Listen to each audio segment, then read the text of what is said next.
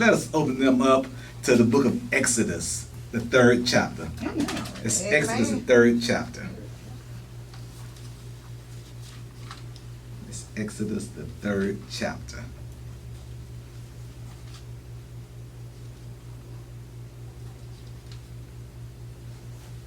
Amen. Exodus, 3rd chapter.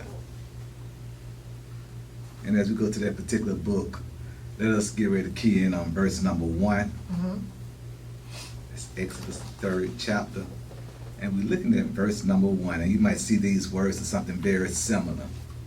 Now Moses was tending the flock of Jethro, his father-in-law, the priest of Midian. And he led the flock to the back of the desert and came to Horeb, the mountain of God. And the angel of the Lord appeared to him in a flame of fire from the midst of a bush. So he looked, and behold, the bush was burning with fire, but the bush was not consumed. Then Moses said, I will now turn aside and see this great sight, while the bush does not burn. So when the Lord saw that he turned aside to look, God called to him from the midst of the bush and said, Moses, Moses. And he said, Here I am. Then he said, Do not draw this place. Do not draw near this place. Take your sandals off your feet, for the place where you stand is holy ground. Moreover, he said, I am the God of your father, the God of Abraham, the God of Isaac, and the God of Jacob. And Moses hid his face, for he was afraid to look upon God. And the Lord said, I have surely seen the oppression of my people who are in Egypt, and have heard their cry because of their taskmasters. For I know their sorrows. So I have come down to deliver them out of the hand of the Egyptians, and to bring them up from that land to a good and large land, to a land flowing with milk and honey, to the place of the Canaanites and Hittites and Amorites and the Perizzites and the Hivites and the Jebusites. Now, therefore, behold, the cry of the children of Israel has come to me, and I have also seen the oppression with which the Egyptians oppressed them. Come now, therefore, and I will send you to Pharaoh, that you may bring my people, the children of Israel, out of Egypt. But Moses said to God, Who am I, that I should go to Pharaoh, and that I should bring the children of Israel out of Egypt? So he said, I will certainly, somebody say certainly. Certainly. I will certainly be with you. And this shall be a sign to you that I have sent you when you have brought the people out of Egypt. You shall serve God on this mountain. And for a subject on this morning, I want to preach from the subject, finding God in bad places can make you better on purpose. Finding God in bad places can make you better on purpose. Have you ever wanted to experience God fresh and new? And then all of a sudden God shows up at the time you didn't expect him? So we have to be ready. We have to be prepared to be sensitive to identifying God when God is doing something new. We find here in Exodus chapter 3, Moses' encounter with God. Anybody in here want to encounter God? Yes, God. Do you really want God to show up at your door? Do you really want him showing up on your job while you're out shopping? Who wants to encounter God? I think about that, and I think about the encounters that many of us have in our lives. And have you ever thought about people you have met who might not be family members or spouses, but someone you met, you encountered them in a place you never expected to meet them, and they impacted your life in such a way that you never forgot them? Have you ever met someone when you was going off to do something and that person changed your entire life? Have you ever come across someone and someone said something to you that you never forgot? Here we find Moses doing his own thing, living life as best he could. And all of a sudden, God shows up and it becomes a God thing. Yeah. What I find interesting about Moses had got up that morning and went to work. I haven't read anywhere where it said Moses was praying.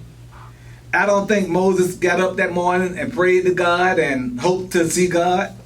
I don't even know if he was praying for the children of Israel, because they didn't tell us that. But what I do know, Moses got up that morning.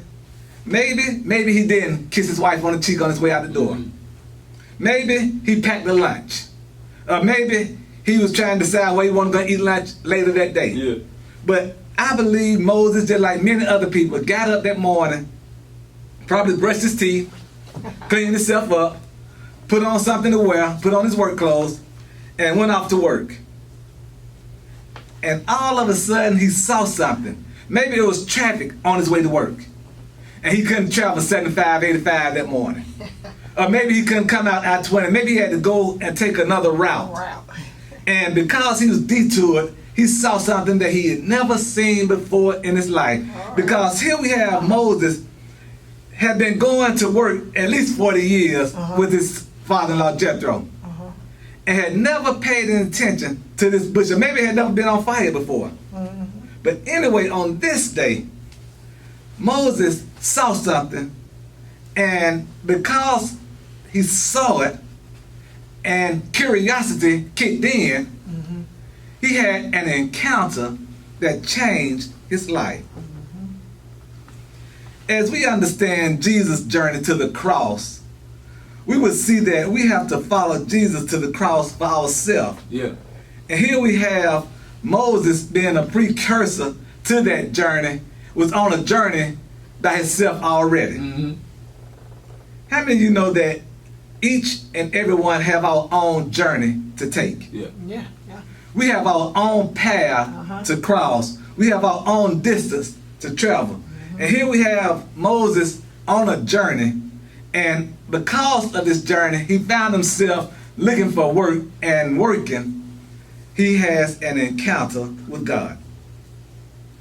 We determine whether we want to see it from a distance or experience it from afar when it comes to the encounters that we see.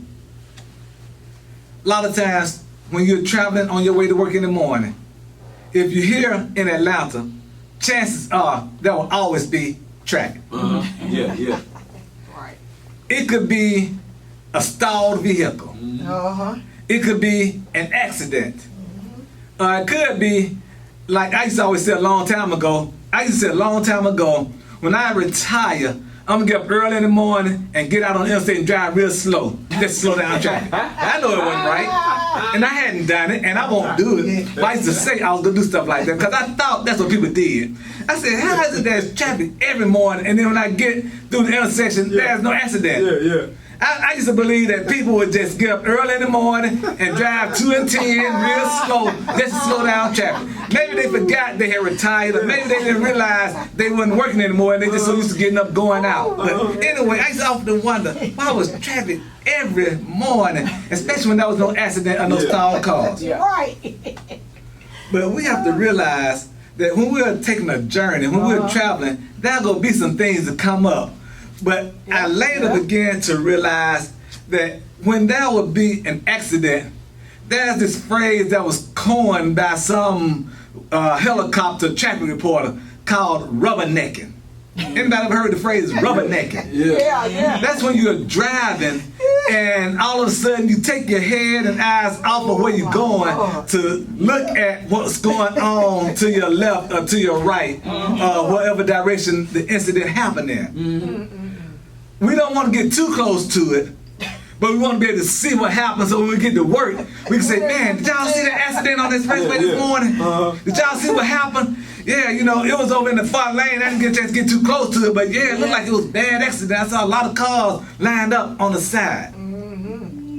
I remember one morning back, it must have been in the late 80s or early 90s, but I was traveling I-75, 85 going north. And right down in the graded curve, where it seemed like everything always happened. But anyway, right down in the graded curve, it was a slowdown. And true enough, I started slowing down too, but I wanted to rubberneck. So all of a sudden, I looked over to the right, tried to see what was going on in the accident. And lo and behold, I ended up hitting the back of a police pickup truck. Rubbernecking, looking at somebody else's accident, and I had an accident. Oh my goodness. And not just any accident, but hitting the back of a policeman's pickup truck. Not the car, but a pickup truck. Oh, Go figure. What's a pickup truck doing on the expressway in the morning? A police officer pickup truck. Anyway, what was so funny, I hit the truck, and then after we got pulled over and we had to go to the side and they had to write everything up. You know how they be having the traffic report going on in the morning? Well, I heard my own traffic report. There's another accident on 7585 northbound where a vehicle hit the back of a police pickup truck. I'm like, what in the world? Wow. How did I make the traffic? And then some people knew that it was me because I talked about it and I got to work, you know, and I said, you know, when they were talking about somebody, like, that was me. But encounters. We all have encounters, and sometimes you get too close to somebody else's encounter and you might experience the encounter. What happened, I was trying to get too close to the accident, not trying to drive too close to it, but I was trying to get too close to look at it and had my own accident. Have you ever had an encounter with something just because you was close to it? Just because you got close to it, you didn't touch it, but you got close enough to it to experience what it was. That's what happened to Moses. Moses didn't touch the burning bush, but he got close enough to realize something was happening. And as he got closer, a voice began to speak to him out of the bush that was burning, that wasn't on fire. That's something that I just still never been able to wrap around. How can it burn and not be smoked, not be charred, not hot enough where you will scorch yourself, but it's burning? And I have an idea now because humankind have gotten so smart. They have these fake fireplaces now. We've seen them. Some of y'all might even have some. Well, there's this fire that's in your fireplace, and there are no logs. There's no burning, but there's a fire going, and they even have a little crackling and the popping going on and everything. So we got an idea of what Moses might have been experiencing at the time. But we don't have to take off our sandals when we get close to it. And I don't know, not me, and y'all hadn't told me that God has spoke to y'all through that type of fireplace. But Moses got close enough, and as he got close enough, I could only imagine how startled he was to hear a voice speak to him. What was that like for Moses? Up on a mountain, and all of a sudden you're hearing a voice and it's only you. A lot of us are afraid to hear voices, because when we hear voices, first thing we think is, I must be losing my mind. Am I going crazy? I better not answer, because it's okay to hear voices as long as you don't respond to the voice, because you start responding to voices you don't see, that's when people start thinking you're crazy. But now we know Moses was crazy. Because not only did Moses hear the voice, and when God called him, and God called him twice, Moses said, here I am. Who was Moses answering at the time? How did Moses know who he was answering? But I'm glad God didn't leave him hanging too long. I'm glad God don't leave us hanging too long.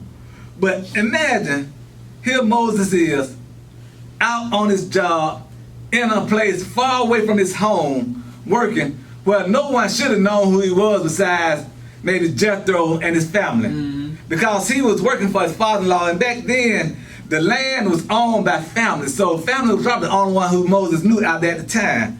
And it made me also realize maybe Moses was a independent contractor, or maybe he worked by himself because he didn't have no co-workers around him. He didn't have no supervisors or no managers and nothing. He didn't talk about any of that kind of stuff. Just him and sheep. So maybe being a shepherd was a lonely career. Because it's just you and animals. Nobody say, you don't have no co-workers come and tell you about the game. You don't have nobody talk about the housewives of whatever city they own or nothing like that. It was just Moses and the animals.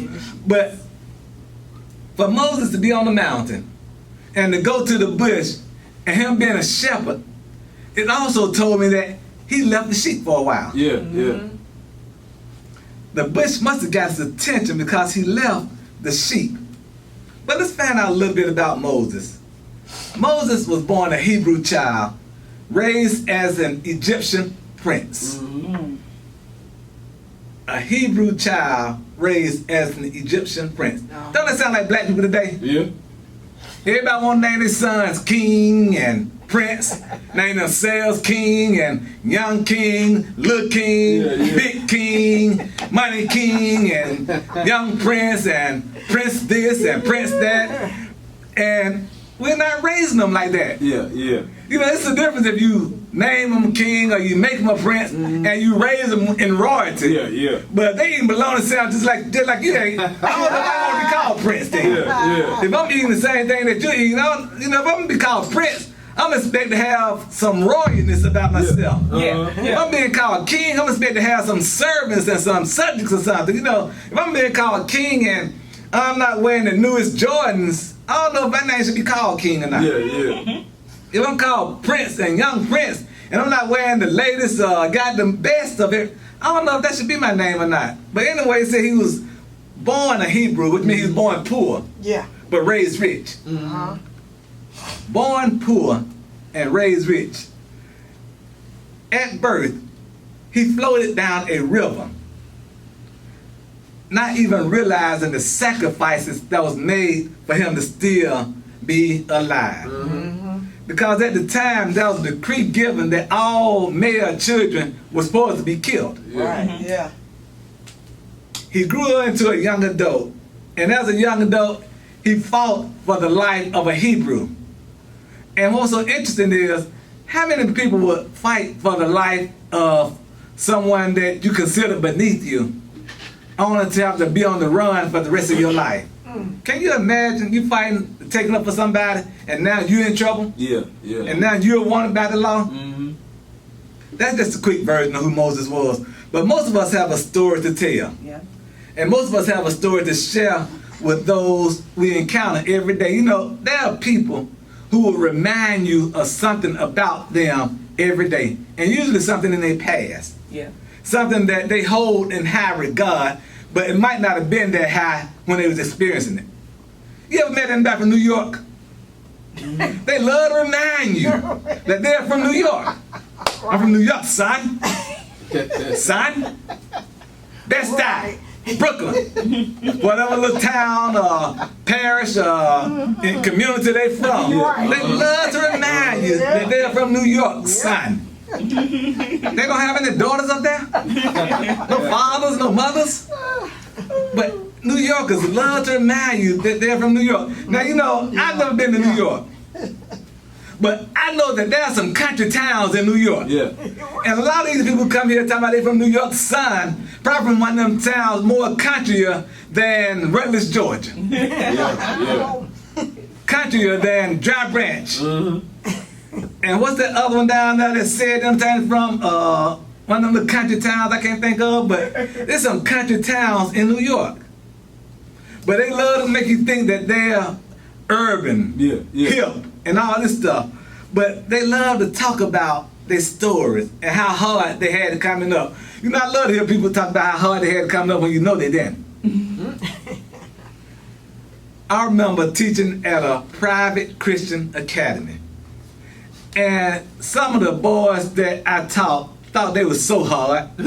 They thought they were some thugs and tough. And I'm like, You got a private Christian school. Yeah. How hard can you be? Yeah. Never been to a public school in your life, trying to be hard. Yeah. Thinking you tough and everything. I'll never forget one day. I think April it was a 7th grade class, 8th grade class, and you know how students have to line up and walk down the hall? Yeah. So, you know, back then they had all the girls line up in the front because it was a private Christian school. All the girls lined up in the front and the guys came behind them. The girls lined up, they had book bags on their shoulder, carrying them. While all the boys had the little roller can rolling down the hall. And they thugs and tough and hardcore. And they rolled, they couldn't even carry book bags. They were rolling theirs on wheels and the girls had theirs on. Girls looking harder than the boys. Yeah. But we all have stories to tell. Yeah. So Moses shares his experience to us in this particular book of Exodus as he talks about what happened when he encountered the burning bush. He talks about what happened when God chose him to go and lead the children of Israel out of bondage.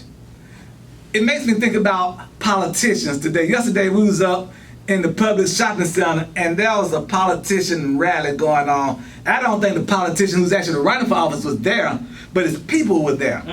And his people had these signs and bumper stickers and flags and all that stuff. They were getting ready to go out and pass out information so that we can vote for their candidate. Now, I don't know if he's called by God to lead Fulton County.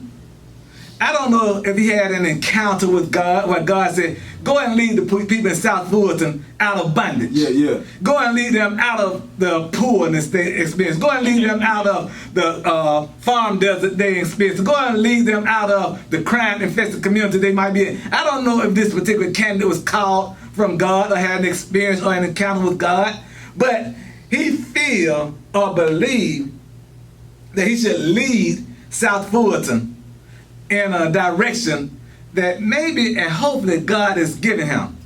Maybe somebody needs to ask him at the town hall meeting, were you called by God to lead us? I know politicians don't want to talk about being called by God, but what type of leader would you rather have than one who was? Come on. Do you want a leader who don't have no encounter with God to try to lead you? What would make you think he would be fair with you if he didn't have no kind of God encounter? Yeah. What would make you think she would care about you if she don't care about the things that God cares about? A great leader of God have lived out an experience similar to what you're experiencing in order to lead you out of it. Why would you want somebody to lead your neighborhood who never lived in your neighborhood? Why would you want somebody to lead your group of people who can't relate to your group of people? So great leaders have to live out the experience of the people that they're serving through God. Oftentimes, great leaders also have to want justice for the people that they're leading. They have to want things to be right with the people that they're leading. And God, in this burning bush experience, initiates a relationship with Moses and commissions him to lead God's people from the wilderness of sin and to the mountain of God. If you're leading people, shouldn't you have someone to lead them to? Yeah. Come on. Why would you say, come on, let's go, y'all, and you don't have nowhere to go? Yeah. You don't have no way of getting them there. You don't have no directions on how they should get there. A leader should know where he's going. But furthermore, a great leader has to be a great follower of whoever they're trying to get to. If I'm trying to lead you to God, shouldn't I be following God? Yeah. If you're trying to lead somebody to God, shouldn't you be following God? Yeah. You know, too many times our churches have missed the mark because the only thing we want to do is offer salvation and acceptance of Jesus Christ, but we don't want to offer them the faith that comes with the work that's required to get there. We just want people to come in, have a good time, and have a party and send them back out to their own wilderness experience. What would happen if you were to come in and I say, take your sandals off because y'all on holy ground now? Yeah. If this is the presence of God, shouldn't this be holy? Yeah. If you're in the presence of God, shouldn't you feel some type of, whoa. I told y'all about when I was young growing up, and soon as I pulled into the church parking lot, I felt the need to turn the music down in my car. Even when I listened to gospel, I still would turn it down because it's like, man, this music shouldn't be, my car shouldn't be bouncing like this on the church property. All right. Even though it's gospel. I don't know why I felt that way, but yes I do, because I felt like I was coming to holy ground. I know people, soon as they get ready to turn into the church parking lot, they putting their cigarettes out. They could be in their cars, soon as they could be in there arguing with somebody, soon as they get into the church parking lot, argument stops. What is it about recognizing that you are coming on holy ground and getting ready to encounter God? Now, some of these same people pick it back up soon as the encounter is over with. It's like they don't forget where they left off at, and they just and by the way, and just pick up the conversation. Pick up that half-lit cigarette that they left in the car. Turn the music back up soon as they on the way back out the parking lot. God, as Moses encountered him, God had to remind Moses and let Moses know who he was. I am God, the God of your father Abraham, the God of your father Isaac, and the God of your father Jacob. Can you imagine Moses like, oh, you know my whole family. This ain't no any God. This is God that my people were talking about. Can you imagine when you experience the God that Big Mama used to always talk about? Madea used to always talk about, your granddaddy used to always talk about. Can you realize when you finally encounter God,